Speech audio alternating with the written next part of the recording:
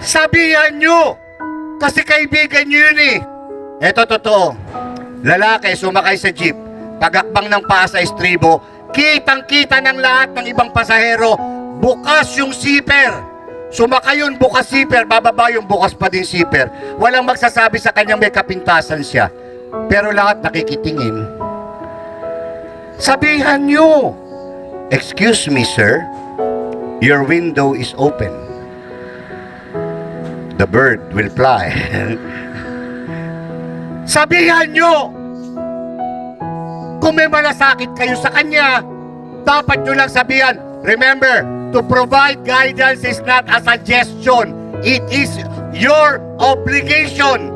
Obligasyon nyo yan kay Yahweh El Shaddai na tinuro sa atin ni Brother Mike Velarde. Diba? Ang tagal niya na sinabi yan, maraming taon na nakakalipas na tayo ay magpakita ng malasakit sa isa't isa. Hindi kayo pwedeng magwalang bahala. Provide guidance and counsel. Yung iba, pag may mga pagsubok sa buhay, kung saan kayo tumatakbo, humanap kayo na magbibigay payo. Mga prayer partners na magdadasal para sa inyo. Yung iba, pag mabigat ang problema, tumatakbo sa mga pamahiin. Pag bagong taon, magpuputo ka ng malalakas para lumayas ang masamang espiritu sa bahay natin. Kahit ako, aaminin ko sa inyo, may kahirapang palayasin ng masamang espiritu sa bahay nyo, lalo na kung doon nakatira. Kasabay nyo pang kumain. Katabi nyo pang matulog. Ang hirap palayasin yan. Asawa nyo yun. Tiisin nyo na lang. Minsan sa buhay, di ba? Yung iba naman, pagka may problemang mabigat, hindi humanap ng mabuting payo. Magpahula ka. Anong hula? Huwag kayong pumunta dyan. Sabi ng isang kaibigan, "Pare, anong zodiac sign mo?" Hindi niya alam kung anong zodiac sign. Kaya sabi niya, para hindi malata, "Ikaw muna, pare. Ako, Cancer ang zodiac sign ko. Goiter akin." Pare, wala namang zodiac sign na goiter. Ano ka ba? Biro lang yun, pare. Ulcer talaga, ulcer. Sablay pa din. Humanap kayo ng mainam na pagpapayo katulad ng laging ginagawa sinasabi ni Brother Mike Velarde. Counsel. Ano susunod? Piety. Pakiulit. Piety. Pananalangin. Sa mga tao kapag nakakalimutan ng kapangyarihan itong manawagan kay Yahweh El Shaddai.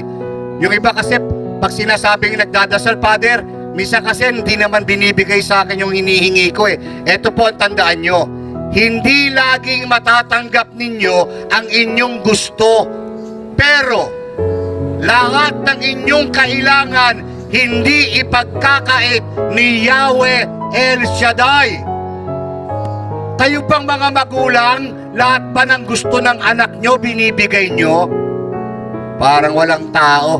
Lahat ba ng gusto ng anak nyo, binibigay nyo? O bakit? Hindi naman kailangan, Father eh. Pero, pag kailangan nila, kahit ipangutang ninyo, gagawa nyo yan ng paraan. Ganyan naman talaga ang magulang. Ganyan din ang Panginoon. God will not give you everything you want, but El Shaddai will provide you with everything you need. Parang sabi ng bata, "Mami, pahingi ng 500. Sabi ng nanay, "Ano? 400? Ang laki naman ang hinihingi mong 300. Aanin mo ba yung 200? Baka akala mo madaling kumita ng 100. 50 nga mahirap kitain eh. 20 pa kaya. Buti may 10 pa ako dito. Eto, 5 piso. Okay na nga ngayon, baka maging piso na lang yan." Diba? Hindi naman talaga bibigay ng magulang lahat ng gusto mo. Pero lahat ng kailangan mo, gagawa nila yan ng paraan. Ganon din ang ating Panginoon sa atin. Minsan maraming nalulungkot kasi laging naghahanap tayo ng wala eh.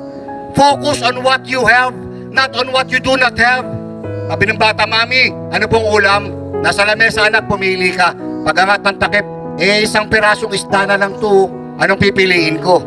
Piliin mo kung kakain ka o hindi. Meron naman eh. Kaya ka nalulungkot. Yung iba kapag ka may hinihiling, hindi dumarating. Yung iba, nakagagawa pa ng hindi maganda. Kwento.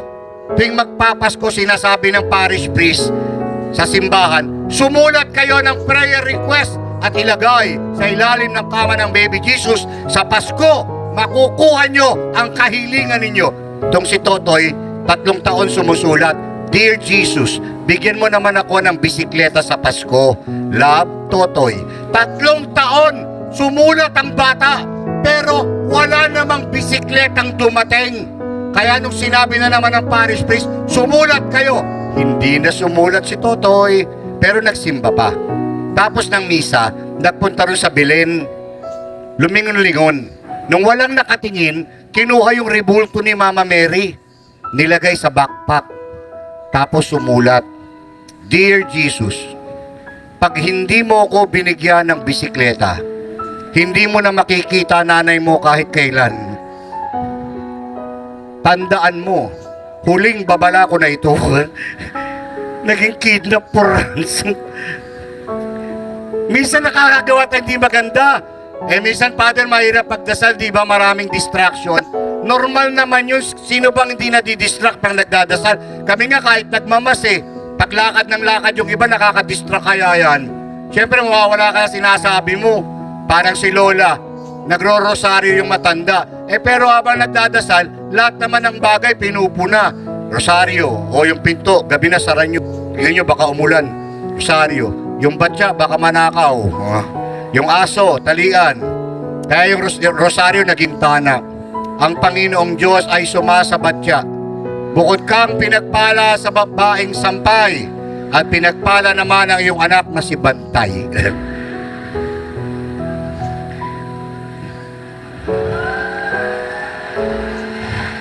Kahit pa paano nagdadasal, yan din ang itinuro sa atin ni Brother Mike Velarde. 40 taon niyang ginugol ang kanyang lakas at ngayon mas kailangan niya ang bawat isa sa atin upang patuloy na manalangin at magbigay pa sa kanya ng inspirasyong magpatuloy sa kabila ng alam naman nating lahat kanyang pagsubok na pinagdaraanan ngayong, sabi ni Bishop Bacani, Ruby Anniversary ng Yahweh El Shaddai. Palakpakan natin ang Panginoon. Di ba? Piety, magdasal kayo. When God does not answer your prayers, when God answers your prayer, it is because you believed in God. But when God does not answer your prayer, it is because God believes in you. Amen? Lord, yung balakuba ko sana mawala. Mag-shampoo ka! Pati ba yun sa Panginoon mo ipapoproblema? Sinasabi ng Panginoon, ano ka ba anak? Kayang-kaya mo na yan. Inuubo ka, di bumili ka ng cup syrup. Para sa atin may mga bagay na kayang-kaya mo na. Huwag mo na yan guluhin ang Ama sa mga kahilingang yan. Anong susunod? Piety. So, review. Knowledge. Pakiulit. Understanding. Wisdom. Counsel. Piety. Pang-anim, fortitude. Pakiulit.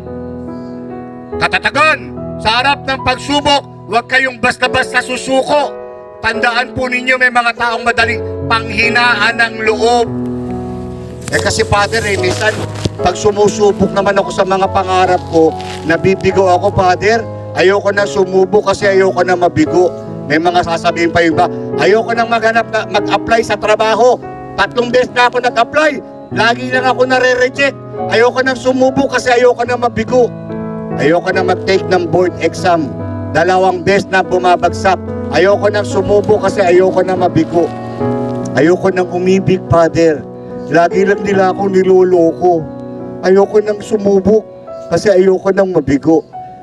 Ito po ang tandaan ninyo. Sa buhay na ito, pag sumubo kayo, pwede talaga kayong mabigo.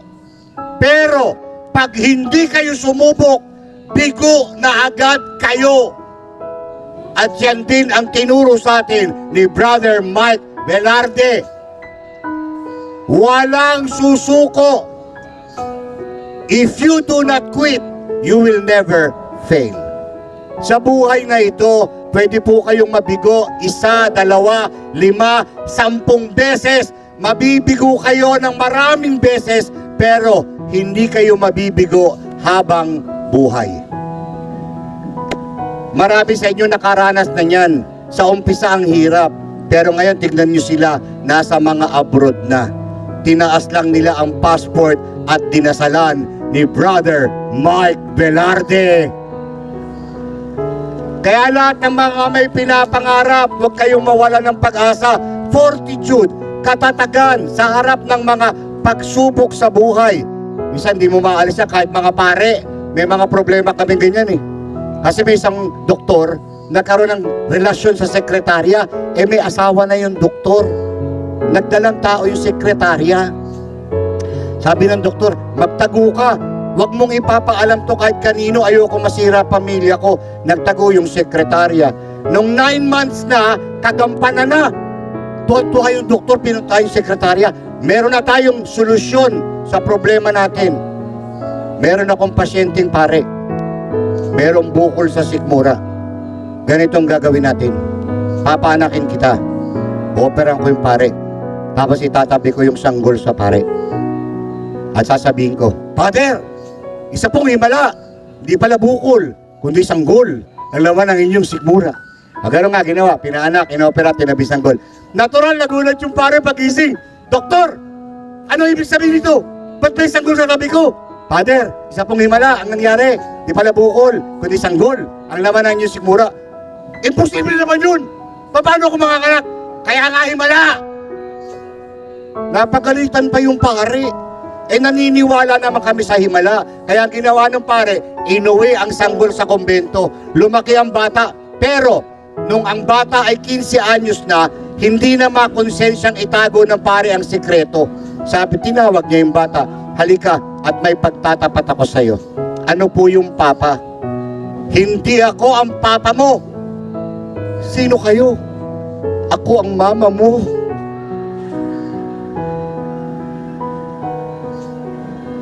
Siya naganak eh. Hindi siya mama. Lahat tayo may mga pagsubok. Ang kailangan lang ay katatagan dahil nananalig tayo at nagtitiwala na hindi ka pababayaan ni Yahweh El Shaddai. Fortitude, magpakatatag ka. Pakiulit habang nakatingin sa katabi. Magpakatatag ka. Lahat tayo dumaraan sa madidilim na yugto ng buhay. Ang nagwawagi ay ang mga tao na hindi marunong sumuko. Katulad ng tinuro ni Brother Mike Velarde. At ang panghuli, fear of the Lord. Yan ang regalo ng Espiritu Santo na atin palalayain sa gabing ito. Anong uri ng takot, Father? Dapat bang matakot sa Ama? Hindi. Ang takot natin ay masaktan natin ang isang ama na mahal natin at nagmamahal sa atin. Ang amang tinatawag natin si Yahweh El Shaddai. Amen? Alam naman natin na yung mga mahal natin sa buhay ayaw natin nasasaktan. No? Kaya umiiwas tayo at nalulungkot kapag tayo nakagagawa ng hindi wasto. Katulad sa pamilya, bawat isa mayroong mga pagkakamaling nagagawa. Pagtataksil, halimbawa, saktan mo. Alam niyo naman, merong isang si Dodong. Si Dodong kasi birthday, sabi ng misis niya, dahil birthday mo ngayon, Dodong, titreat kita sa paborito mong puntahan. Dinala sa KTV bar. Pagbaba ng taxi, sumalubong yung gwardiya. Kamusta ka na, Dodong? Sabi ng misis, ba't kilala ka ng guard? Huwag ka mag-isip ng masama, ha? Kasama ko yan sa basketball sa barangay. Pagpasok, lumapit yung waiter. Yung regular drinks mo ba, Dodong? Tinitigan siya ng misis niya.